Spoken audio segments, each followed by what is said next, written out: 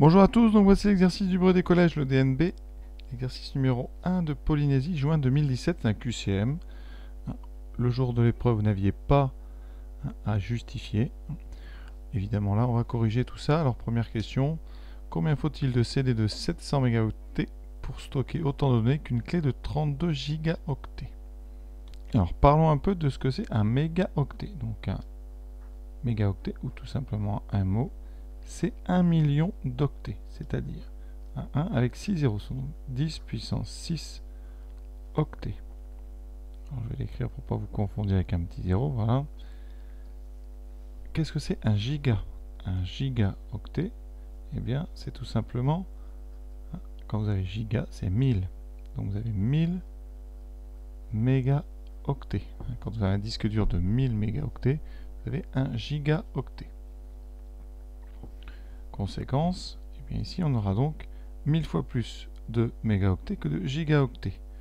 Donc, eh bien quand on a 32 gigaoctets, 32 gigaoctets, c'est donc 32 000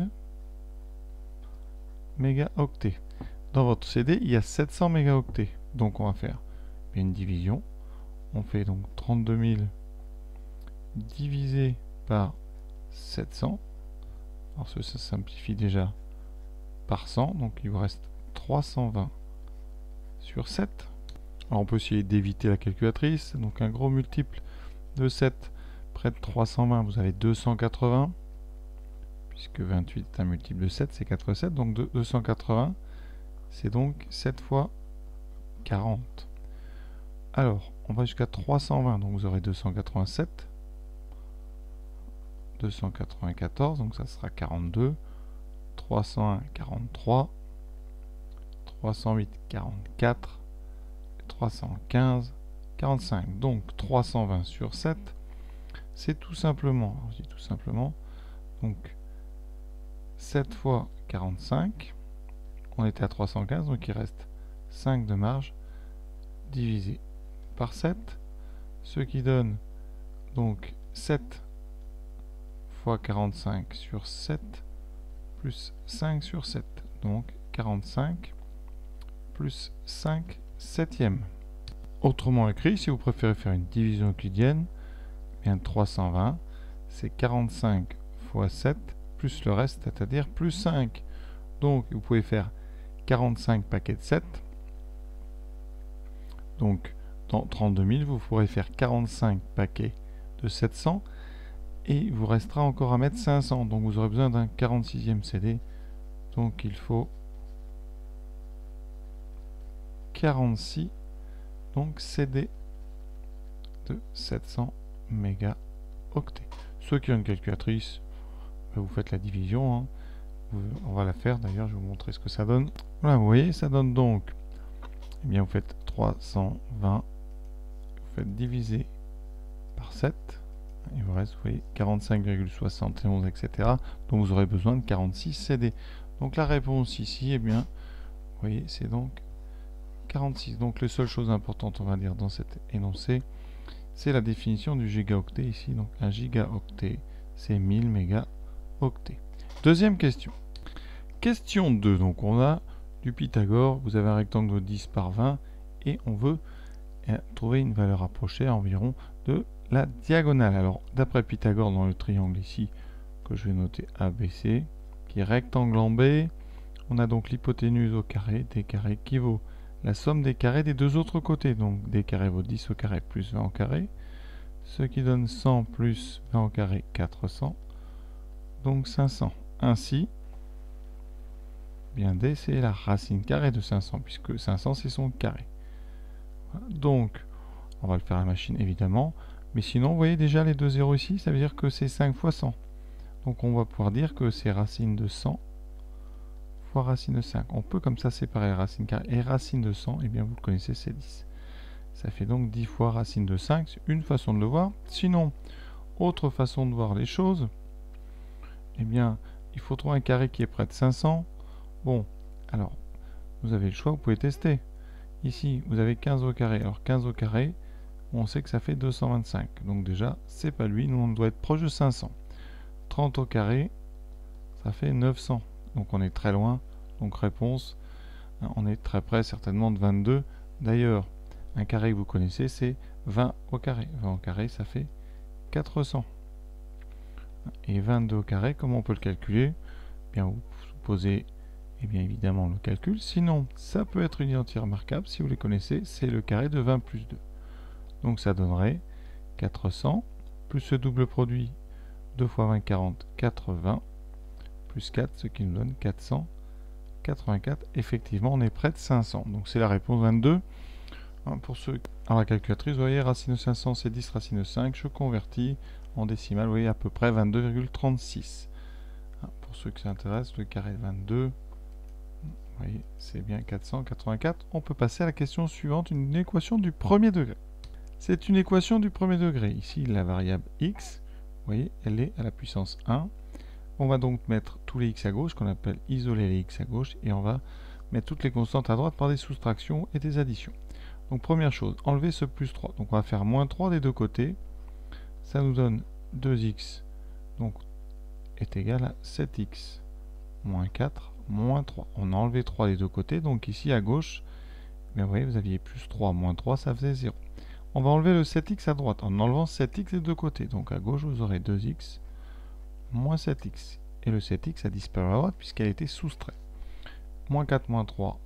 Addition de deux relatifs négatifs, donc ça fait moins 7. 2x moins 7x, ça fait, il faut calculer 2 moins 7. Alors attention, 7 est plus grand que 2, donc 2 moins 7, c'est négatif, ça fait moins 5x égale moins 7. Alors là, après, vous avez deux versions, deux façons de faire pour expliquer, mais dans les faits, ça fera la même chose. Pour enlever les deux moins, on peut, si on veut, multiplier des deux côtés par moins 1. C'est autorisé, puisque c'est une égalité. Donc on aura 5x égale 7. Ça veut dire que comme ça, quand vous avez un moins de chaque côté, vous pouvez les transformer les deux en plus. Autre méthode, vous avez moins 5x, moins 7. Vous pouvez diviser des deux côtés par moins 5. Et donc ici, eh bien votre moins va disparaître et ici aussi. Reste, voyez-nous, à diviser par 5, ça fait donc x égale 7 sur 5. Et 7 sur 5, c'est pas demandé. Mais vous êtes obligé de le transformer pour voir lequel des trois correspond à 7 sur 5. Alors 7 sur 5, machine à calculatrice, ça fait 1,4. Sinon, vous multipliez en bas et en haut par 2, de façon à faire apparaître en bas un 10. On aura donc 14 sur 10, et vous voyez, on trouve 1,4. Parce que quand on divise par 10, on décale la virgule vers la droite. Réponse donc 1,4. Alors évidemment, les erreurs, il y a ceux qui en divisant par 5 vont se tromper, ils vont écrire 5 septièmes, et donc ils vont répondre la réponse A. Et ceux qui font une erreur de signe, certainement, vont retrouver un moins 0,7. Donc faites très attention. Quatrième question. Alors, on va essayer de faire ça sans la machine. On fera après quand même. Alors, comment on peut simplifier? On peut diviser par 2. Alors, il faut savoir, 882, c'est donc 441 fois 2. On divise ensuite dessous par 2. On est près de 1000, on est à 500. Il reste 134 à diviser par 2.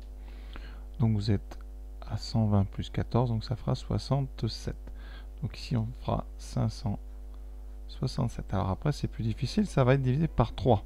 Parce que 4, 4 et 1, ça fait donc 9, c'est divisé par 3. Et dessous aussi, puisque la somme fait 18. Donc 441, c'est 3 fois quoi? Alors, c'est 3 fois déjà, 3 fois 100 au minimum, ça fera 300. Il nous reste 141. À 120, on est à donc 40 fois 3. Et il restera 21, donc c'est ici 147. Et 300 et 567, on est tout près. Alors de combien? Alors vous pouvez aussi poser si vous avez envie, mais sinon, eh bien, on cherche des multiples. Alors les multiples importants, multiples de 3, par exemple, vous avez 3 fois 180, qui fait 3 fois 18, 540, donc ça fait 54, 540. Il nous reste 27 à couper en 3, qui fait 9, on est donc à 189. Donc déjà, on a simplifié, ça donne 147 sur 189. On continue, est-ce que c'est encore divisible par 3? En haut, oui, et en bas aussi, parce que la somme est un multiple de 3. Donc je divise par 3, enfin je factorise par 3. 3 pour la 147, c'est donc 49. Et ici, c'est 63. Donc, on a 49 sur 63. On peut, et bien maintenant, dire que 49, c'est 7 fois 7. 63, c'est 7 fois 9. Vous voyez, on simplifie par 7, il reste 7 neuvièmes. 7 neuvièmes, c'est la réponse C. Alors, évidemment, là, on peut faire tout ça à la calculatrice. Alors, la calculatrice, vous voyez, 882 par 134, j'ai trouvé ici 0,777, etc., que des 7. Alors, si vous voulez le transformer, eh bien, vous avez une touche dans la calculatrice, ici, fraction décimale. Voilà, ça fait apparaître. Bon, attendez, je sais pas, il faut que je mette entrée, voilà. Je mets mon petit symbole, je valide. Il y a marqué 7 sur 9, la réponse, c'est donc 7 neuvième. Vous voyez, très simple avec les calculatrices. Et on peut passer à la question 5. Et pour tous ceux qui se posent la question, oui, la question 4 est vraiment trop facile puisque la machine fait le travail. Donc c'est des questions qui n'ont aucun intérêt, si ce n'est bien de le faire à la main comme j'ai fait là. Mais évidemment, le jour de l'épreuve, vous faites à la machine. Sauf si vraiment vous avez envie de vous faire plaisir, faire des vraies maths. Alors, question 5. Donc on a une fonction affine, donc d'expression ax plus b, ici c'est 3x plus 4. Et on doit rentrer une formule en B2, donc c'est du tableur, pour calculer ici dans la ligne B2, C2 et D2, eh bien les images des nombres qui sont donc en première ligne. Donc là ici on doit avoir l'image de 5, l'image de 6, l'image de 7. Alors l'image, comment on utilise un tableur? Première chose, le égal pour faire une formule. Bon, les 3 ont du symbole égal. Il va faire donc, il faut faire 3 fois x plus 4 avec x qui est stocké juste au-dessus. Donc il est stocké en B1, donc ça sera 3 fois B1 plus 4. Est-ce qu'on a ça dans notre proposition? Évidemment qu'on a ça. C'est donc la réponse, eh bien, C, et c'est cette réponse qui permet, vous voyez, quand on a un tableur, ici il y a un petit carré, et vous le cliquez dessus, et vous pouvez tirer la formule, parce que si vous tapez la deuxième, vous n'aurez fait le calcul que pour B. L'avantage, vous vous rappelez, quand on étire les formules, c'est que l'ordinateur, si on étire vers la droite, eh bien le B1 va se changer en C1, puis en D1, etc. Donc question simple, pour ceux qui ont déjà fait du tableur, il n'y a aucune difficulté. Voilà, cet exercice est terminé.